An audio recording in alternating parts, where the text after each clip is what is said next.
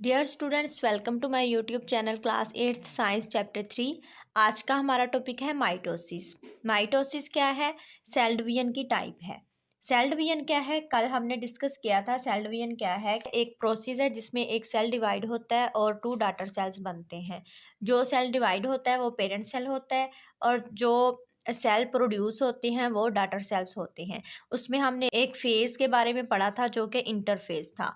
Interphase क्या था कि इंटरफेज एक ऐसा फेज है जिसमें सेल खुद को प्रिपेयर करता है डिवाइड होने के लिए।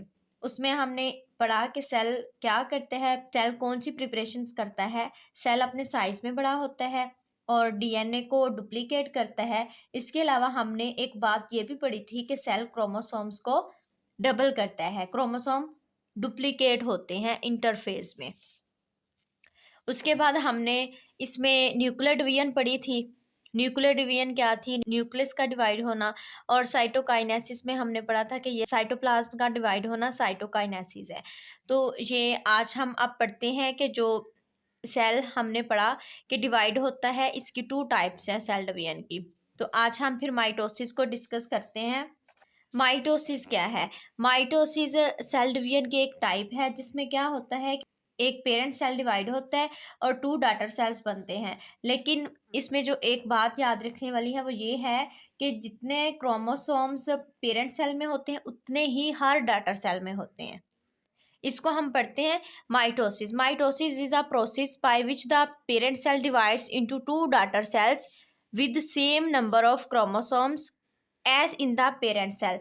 माइटोसिस एक ऐसा अमल है जिसमें एक पेरेंट सेल दो डॉटर सेल्स में तकसीम होता है जिनमें पेरेंट सेल की तरह क्रोमोसोम्स की तादाद बराबर होती है। The number of chromosomes is doubled during interface. Interface के दौरान क्रोमोसोम्स डबल हो जाते हैं। ये मैंने पहले भी आपको बताया कि इंटरफेस में क्रोमोसोम्स डबल होते हैं। ड्यूरिंग माइटोसिस, माइटोसिस के दौरान when the nucleus of parent cell divides both chromatids of each chromosome separate. माइटोसिस के दौरान जब पेरेंट सेल का न्यूक्लियस डिवाइड होता है तो हर क्रोमोसोम के दोनों क्रोमाटिड अलग हो जाते हैं। In this way two sets of chromosomes are formed each with single chromatid. इस तरह क्रोमोसोम के दो सेट हर एक सिंगल क्रोमाटिड के साथ बनते हैं। The two sets of chromosomes are distributed equally in the two daughter nuclei. Chromosome के दो सेट दो डॉटर न्यूक्लियाई में यकसा तौर पर तकसीम होते हैं। ये 3.4 फिगर है, ये मैं आप समझाती हूँ अभी आपको। आफ्टर न्यूक्लियर डिवीजन के बाद a shallow groove arises in the middle of the cytoplasm which deepens further and divides the cell into two daughter cells each having nucleus। Nucleus के डिवीजन के बाद साइटोप्लाज्म के दरमियान एक हल्का सा खंचाव पैदा हो जाता है। एक हल्की सी नाली बन जाती है जो मजीद गहरी होकर सेल को दो डॉटर सेल्स में तकसीम कर देती है। हर एक में एक न्यूक्लियस होता है। अब ये है माइटोसिस का अमल। माइटोसिस के बारे में हमने पढ़ लिया। तो माइटोसिस में क्या है, टू कंडीशंस हैं। पहली कंडीशन क्या है कि सेल ने डिवाइड होना है और टू डॉटर सेल्स ही बनने हैं। दूसरी कंडीशन क्या है कि जो डॉटर सेल्स बनने हैं उनमें क्रोमोसोम्स पेरेंट सेल के बराबर ही होने हैं। जितने क्रोमोसोम्स पेरेंट सेल में हैं उतने ही हर डॉटर सेल में भी होने हैं। इस डायग्राम को देखें, ये एक पेरेंट सेल है। ये पेरेंट सेल है। ये सेंटर में हमने पढ़ा कि इसके न्यूक्लियस होता है और ये वाली जो लेयर है ये इसकी न्यूक्लियर मेम्ब्रेन है, ये वाली। और इसके अंदर टू क्रोमोसोम है। कितने हैं? एक ये है, एक ये है। एक पर्पल कलर में क्रोमोसोम है और एक ग्रीन कलर में है। ये सिंगल क्रोमोसोम्स है। अब नेक्स्ट क्या हो रहा है?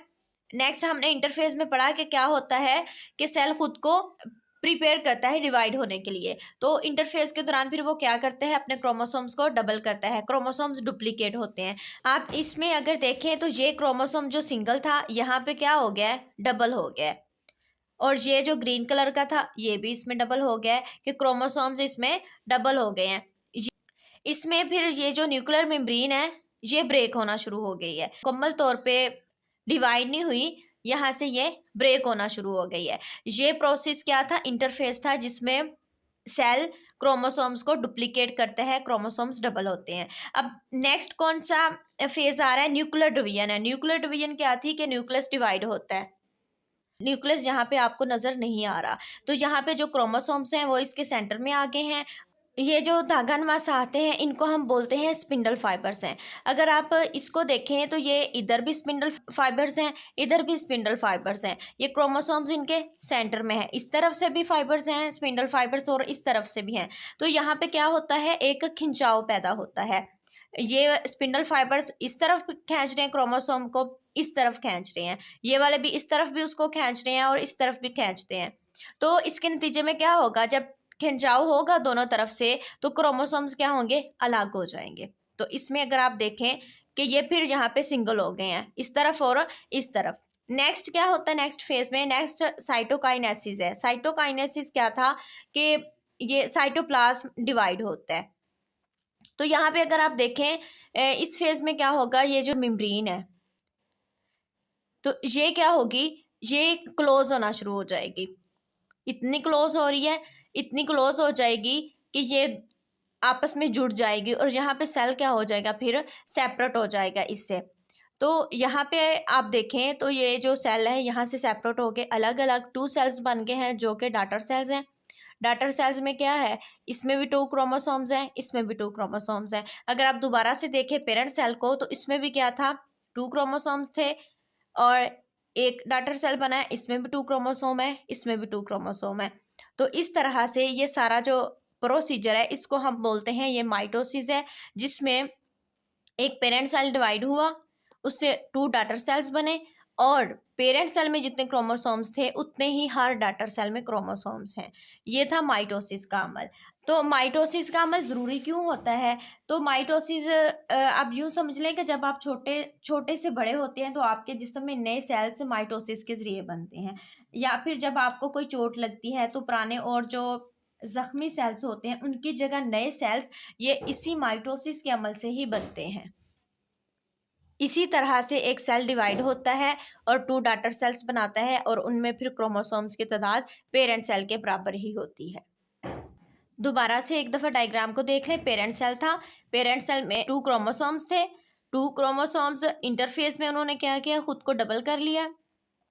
डबल करने के बाद फिर न्यूक्लियर डिवीजन हुई। यहाँ पे न्यूक्लियर डिवीजन में ये क्रोमोसोम्स सेंटर में आ गए और साथ में इनके स्पिंडल फाइबर्स हैं, स्पिंडल फाइबर्स ने इनको खींचा। फिर क्या हुआ? ये सेपरेट हो गए। फिर साइटोकाइनेसिस का प्रोसेस आया। साइटोकाइनेसिस में ये जो साइटोप्लाज्म है, साइटोप्लाज्म क्या है? ये जितना भी फ्लूइड मटेरियल है सेल के अंदर ये सारा साइटोप्लाज्म है।